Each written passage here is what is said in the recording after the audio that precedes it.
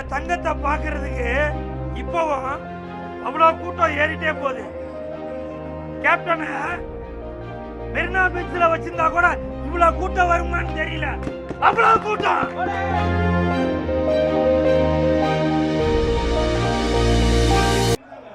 எவ்வளவு கூட்டம் பாத்தீங்களா?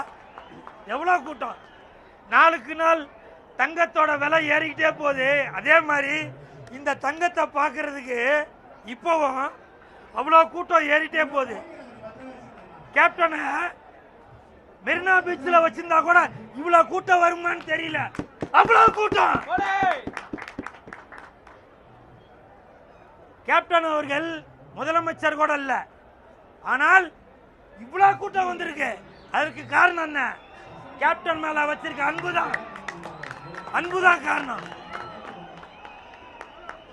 கேப்டன், நீ பொட்டு வச்ச தங்க கூடம், பூமிக்கு நீ மகுடம், நாங்க தொட்டு தொட்டு இழுத்து வரும் ஜோரான தங்கரதம்.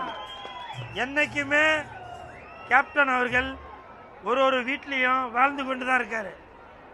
ரேஷன் கார்டுல வேணா கேப்டனோட பேர் இல்லாம இருக்கலாம், ஆனால் ஒருத்தவங்க வீட்லயும் சாப்பிட்ற ஒரு சோத்து பருக்கையிலையும் கேப்டன் பேர் இப்பவும் அவ்வளவு கூட்டம் ஏறிட்டே போகுது. கேப்டன் மெரினா பீச்ல வச்சிருந்தா கூட இவ்வளவு கூட்டம் வருமான்னு தெரியல. அவ்வளவு கூட்டம். கேப்டன் அவர்கள் முதலமைச்சர் கூட இல்ல, ஆனால் இவ்வளவு கூட்டம் வந்திருக்கு. அதற்கு காரணம் என்ன? கேப்டன் மேல வச்சிருக்க அன்புதான் காரணம். கேப்டன், நீ பொட்டு வச்ச தங்க கூடம், பூமிக்கு நீ மகுடம், நாங்க தொட்டு தொட்டு இழுத்து வரும் ஜோரான தங்கரதம். என்னைக்குமே கேப்டன் அவர்கள் ஒரு வீட்லயும் வாழ்ந்து கொண்டுதான் இருக்காரு. ரேஷன் கார்டுல வேணா கேப்டனோட பேர் இல்லாம இருக்கலாம், ஆனால் ஒருத்தவங்க வீட்லயும் சாப்பிட்ற ஒரு சோத்து பருக்கையிலையும் கேப்டன் பேர் ஏறிக்கொண்டுதான் இருக்கும், வாழ்ந்து கொண்டுதான் இருப்பார்.